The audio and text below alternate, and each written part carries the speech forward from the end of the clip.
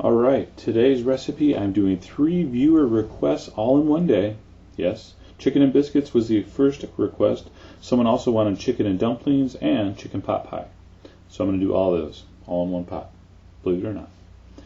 Here we go. I got a large, giant 5-pound chicken that of course I rinsed and washed and dried and cleaned and took all the innards out. And I put it in my large, I think that's like a 9-quart Le Creuset Dutch oven. You got to get one. 2 small bay leaves or 1 large, a clove, a whole clove, and then I poured over 2 quarts of cold water. Now you'll notice it's not covering the chicken, it's halfway up the chicken. That's what I want, because this is simmers. The steam, it's going to be covered, it's going to cook everything, but I want just that amount of stock. I don't want a big giant soup pot full of chicken stock I have to reduce. So bring that up to a simmer, and before we cover this and cook it, take your ladle and get rid of all that foamy, gunky stuff that comes to the top. There's some kind of technical culinary term for that, but I forgot it. I went to culinary school in 1983. Give me a break. All right, I threw in 4 cloves of garlic. I covered it and I simmered for 1 hour. In the hour, I got my rest of my veggies ready. That's my mirepoix. You know what that is. Check the site. Some mushrooms, some seasoning. I got some salt, some peppers, some secret ingredients. I got some fresh herbs, and a little bit of butter, and well, that's a lot of butter. Stick of butter and a half a cup of flour. And again, everything's posted and all the ingredient amounts will be on the site as usual. All right, an hour later, I uncovered my Le Creuset and I found a beautifully tender cooked giant chicken that I'm going to put in a pan to cool so I can pick the meat off. So with that little strainer, by the way, that's called a spider. It's actually short for spider web. Get one. It's such a useful tool. Get everything out of there. Make sure you get your bay leaves. Make sure you see there's that clove. Get that clove out of there. All right, throw in your butter into the empty Le Creuset Dutch oven. Of course, I reserved the chicken stock. Did you really have to ask?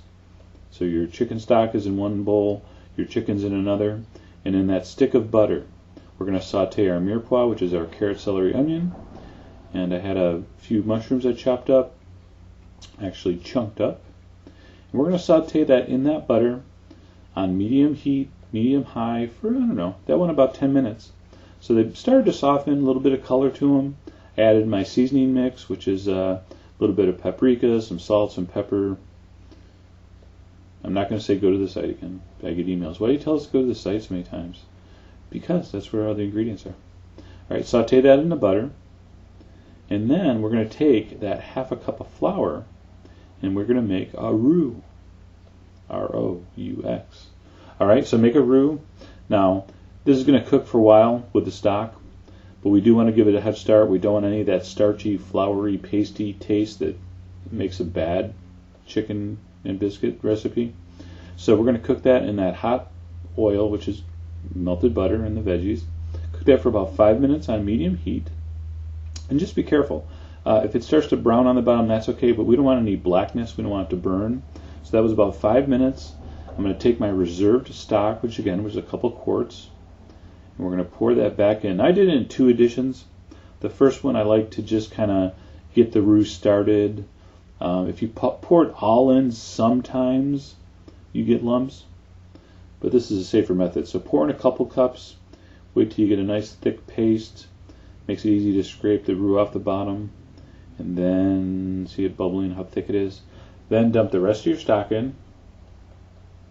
And again, it's pretty rich, even though I use water to begin with. If you want to make it extra rich, you could have simmered that chicken in chicken stock.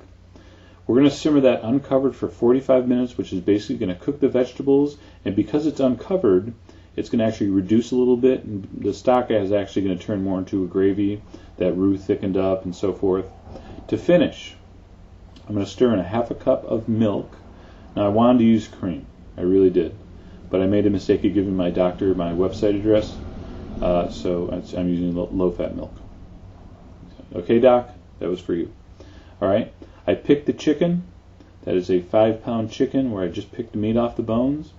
I added it in, and I'm just going to simmer that, the milk and the chicken, for about, I don't know, about 10 minutes, just to get everything acquainted. I'm going to add my fresh herbs there before I do. And there we go. So uncovered, just simmer it slowly for 10 minutes, and then we are ready to finish. See, right now we got basically like a chicken stew. It'd be delicious just like that, but we're going to go chicken biscuit on this thing. I'm using pre-made biscuits and proud of it. Pillsbury, Grands. These are endorsed by Chef B. Smith, I read on the package. I have no idea who she is. Apparently she is on Lifestyle Network, so I can't believe I didn't know who she was. All right. Put your 8 Grand buttermilk flaky biscuits on top of the hot stew. Bake uncovered at 400 for 20 minutes, which is going to brown them nicely. Now, the tops are cooked. They're cooked about halfway down, but the bottoms are still raw and sticky and gummy. So what you got to do here is you got to cover it, put it back in the hot 400-degree oven for 15 minutes, and the steam, oh my God, look at the bubbling deliciousness. The steam will have cooked those biscuits all the way through. So it is kind of 3 dishes in one. That looks like chicken pot pie, right? See, chicken pot pie, request satisfied. Chicken and biscuits, for sure. Definitely chicken and biscuits. But chicken and dumplings, see the underneath of the biscuit, it's cooked. All right, it's not raw, it's not gummy, but it has soaked up a little bit of that gravy like chicken and dumplings would. So I think I satisfied that person. And double check here. See how that's flaking and separating like a cooked biscuit?